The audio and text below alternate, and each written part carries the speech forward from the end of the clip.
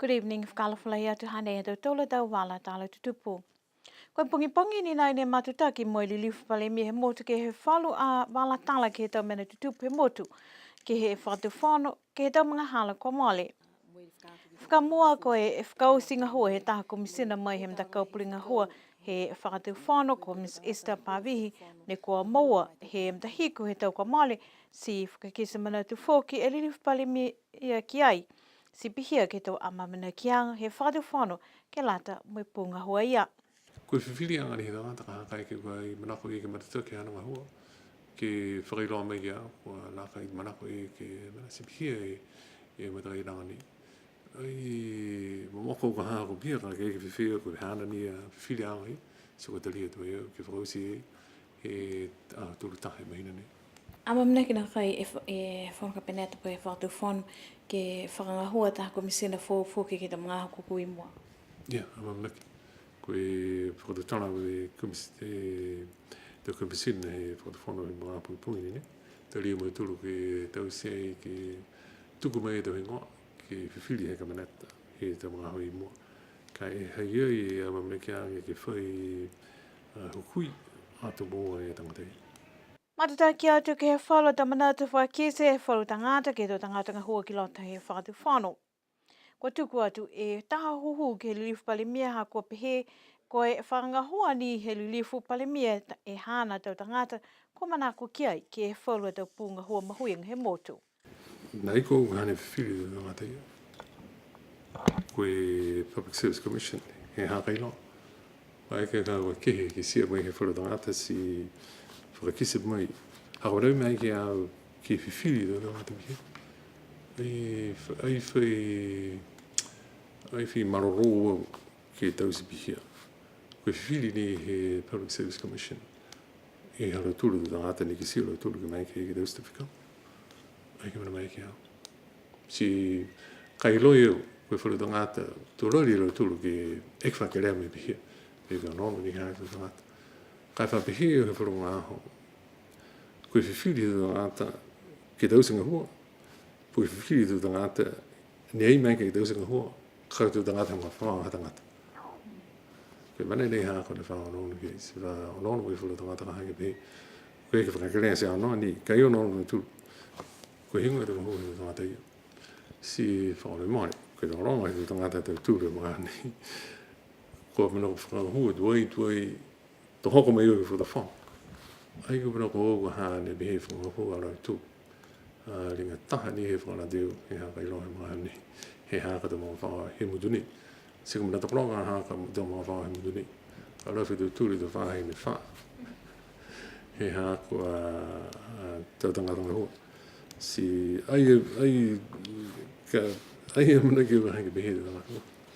Koe bihia ni ka haa koe mga whaha he blibia. Kato bihia i wha haka e ki whakilea. Koe ia, koe lilifu pale mia ko tau ke tālangi. Koe whaholanga ke lata ia me whale tupe ke lata mo motu ko mana ki ke whakamau papo. He tau whakatoka mo e whakatuwhanu niue ke he mahina ka hau. Pehe lilifu pale mia ko tau ke tālangi, haine whainga huanga e whakatuwhanu mo e taha whakamulianga ke lata mo e whale tupe fōu. Ai lau si e whakamau papanga e whakatuwhanu mo e matakau ni kua whakatutana ke he mga ni. Ke mai ki au ke whakakisi atu e whakausianga e whikau.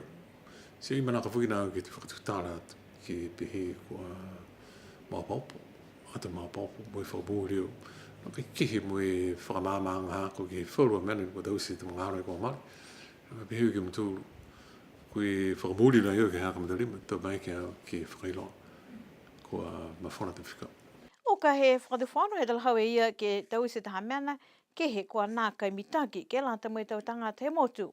No te ke mahina ka hau e whakamūria. Kamatāma. Lahi e tau tu tāla me tau mana tupi tau tangata he motu whoki ko langana mai ha koe whalo tau whakatutala he tau tangata ni hangau ke tau ngahua ki lata he whale tupi ni kua mana ke whakatuwhanu ke whakangahua. Kua pehe ka koe ai tau si e tau ngahua ki lata whale tupi nei koe amamana ki ni ke lata e me tau savings account, ai whai check account, poke tau transfers tau mena bihi. ai te mama ko i rohe whihi so ngā te maria, ka kai haka te rahau. Nera ora ki tause whakamori ang. Haka mnei manaka fo te whono ki tause hea mea na kua nā kai hanga taki te ngā te tūru au tū. Sika mnei ai mai ki au ki whakatutana atu ki te mnei, anto mai ki whikau ni he whakatutana whakatwhono ki. Tāna manaka na manaka ki whakamāmāt. Iwi whakatwhono na manaka ki tause nā mena na ki sia ai he te whangamana pihini no ka nā kai hanga taki te tangata he te tūru au tū. Ko e lilifu pale mia he motu ko toke tā langi. Tolonga e tau tanga te motu ko pe he tupe hako e tau mō kefu mo e kisia ko longa fuki tau a kau ko mamase hako e moko nei. Ko e tau hoka taki e tau mga hako mole ni pe nā kai ko e tau moko ni lauia e tau a kau ka ko e tawhi mai he tau moko ni o ta whanu me toka hefu fuki e tawhi uli nei ki he tau a kau. Ki sia lahi e le kua nei ki he tau ko mole mo e toko longa he motu ko kumi ni e tau puhala whakamotu ki tau isia ki tau a kau kai nā kai ngā hua mitaki he nā kai mase moko. Whai whakaholoanga e whahinga hoa whanua he tau ko mole ke pamu whalua tau a kau mo kua amana ki whoki alau tolu ke liu tau isi e whakaholoanga pamu a kau nei ke lata moi motu ke tau mga hakuku i mua. Pea taha kui mai he whahinga hua pui moko e motu ke lea lahi e tau mo kefu hako e mga mango he tau ko mole si ai whai uha ke lang matai ke utakehi e tau moko nei. Amana ki ni hako tō e uha ke mga nei ke tō hefo e numela he tau a kau kua lauia ke he tau mo kefu. Kua liu toa e whaitunga hi ka mā ki ha whangi he kua isa whakatonu niwe me tau tangata ki loto he manga he au tapu ko mole. Ko he hawhangi whakamua anai he whaitunga he usi tau le kua. He ue whahi tapu ka male kua lali ki he whangi ka kua whai mata kauta toko atu ki he whakaholoanga ia. Ko whahi tapu ka male ne tu whono mo Iglesia Niue tau whahi pui he mawhala mo whahinga hoa whakawhili si pia mo e tau whahi ne ua ke manga ko hiki tamake kua whai manatu ke ke te whakaholoanga he manga mo e tali au loa ke hawhangi e whaitunga. Nā kai la moa whoke mga nei ko hai e matua kwako ke uta e ngā hua ke lata ia mo e manga ko hiki tamake.